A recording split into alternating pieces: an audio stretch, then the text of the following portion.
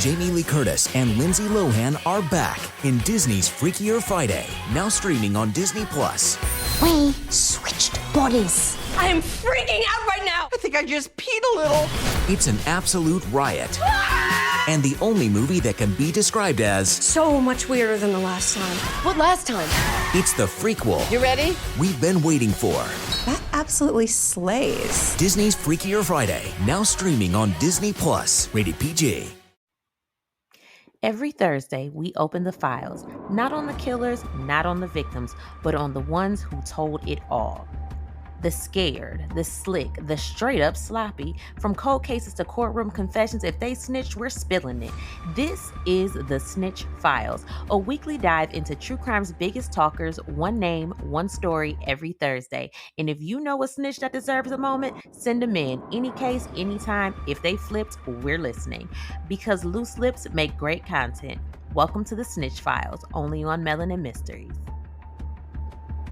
All right, cousins, gather round because today's Snitch File is one of those that makes you look at your kids' boyfriends a little sideways. Like, you cute and all, but can you be trusted? Or are you going to end up snitching on somebody in a murder for hire plot?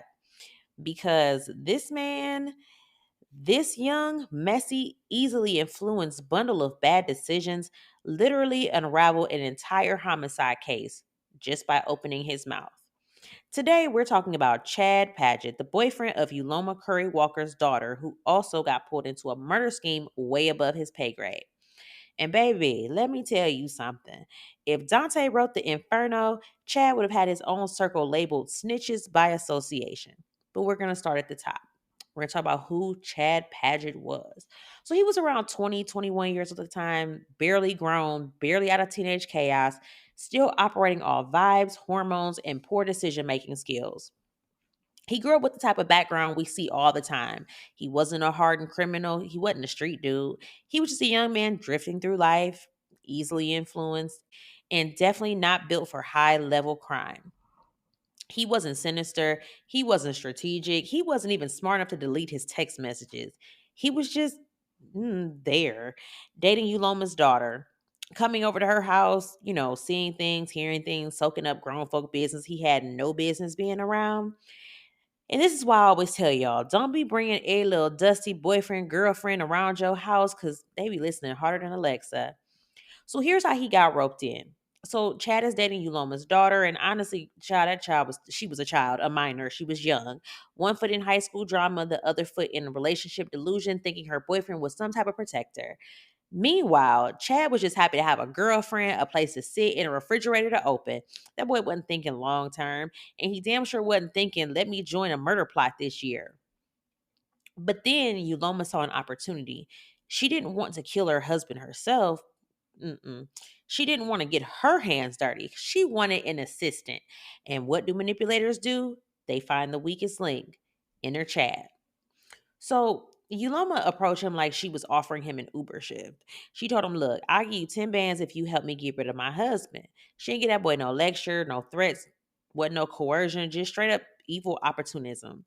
And Chad, this poor boy, thought he hit the jackpot. So with zero critical thinking, no hesitation, and even less moral backbone, he agreed for a down payment of just $1,000. So $1,000 to participate in a murder plot. Chad wasn't just out of his depth. This little boy wasn't even in the same tub.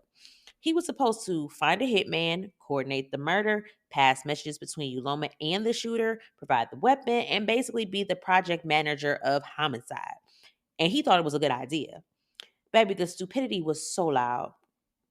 So Chad recruits his cousin, then another associate, then an actual shooter. And this whole thing had more replacements than a Temptations reunion tour. He was in way too deep for his level of brain power, but whole thing, he just kept going. And Uloma believed killing her husband, Lieutenant William Walker, who was, mind you, a respected firefighter, would give her insurance money. And we had to pause for just a second and backtrack a little bit because how about this bitch didn't even bother to check the policy? Because sis wasn't even a dang on beneficiary on the insurance policy. So if you're gonna kill somebody for their insurance, you might want to check and make sure that you're actually the beneficiary on there. But that's neither here nor there at this point because Uloma wasn't the beneficiary, his ex-wife was. So this entire murder was pointless from the start. But Chad, he didn't know that. He wasn't thinking about anything except that $10,000 that was never coming. So on Chad's phone records place him in the area the night of the murder. His associates, they carry out the shooting. William Walker is ambushed outside his home and killed. And while police begin investigating, Chad goes right back to his little relationship with Uloma's daughter like nothing happens. But here's where the snitch era begins. I'm going to tell y'all why Chad snitched. And let's be very clear. Chad is not a mastermind. He is not loyal. This little boy is not built for prison time. Look at the little boy is barely built for group projects, okay? So police, they pull him in, they ask him a few questions. And when I tell y'all this little boy crumbled like a stale cookie, he didn't put up a fight, not a single tear or let me think. Not the first thing you should have asked was for a lawyer, but he ain't do that either. Chad sang. He sang like Fantasia at the BET Awards, okay? He told everything. Everything. Who planned it, who recruited who, how much money was promised, who shot the gun, who got paid, who sent the messages, where the gun came from, and exactly how Uloma manipulated the entire situation. He even confirmed the motive. Uloma wanted insurance money and thought murder was easier than divorce. So Chad was the key that opened the entire case for the investigators, because without him, things probably would have been tangled up in a mess for years. So you want to know who he snitched on? Child, he snitched on everybody. Like I told you, every freaking body. He said Uloma Curry-Walker, she was a mastermind. His cousin, who helped find the shooter, the actual hitman, every freaking participant in the scheme. He cleared the board like somebody flipped the Monopoly table. And because of his cooperation, we're going to keep it real. Chad did not get life in prison. He did not get aggravated murder. This boy pled down to involuntary manslaughter and conspiracy. And he received a 28-year sentence, which for real, that's for setting up a murder, that's like a discount. Meanwhile, Uloma, she got life without parole. The shooter got decades, and the accomplices, they just basically all fell like dominoes. And this is all because Chad opened his mouth. So, cousins, if you missed the full breakdown of the Uloma Curry-Walker case, the fake cancer line story, the money, the motivation, the manipulation, the betrayal, go back and listen to that episode after this, because this right here, the Snitch Files, is just the appetizer. But Chad Padgett, he was the definition of a snitch who wasn't even supposed to be in the room.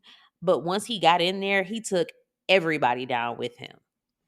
So let us know what y'all think about Chad, what y'all think about the Uloma Curry Wright case, because y'all, this whole thing was a dang on mess.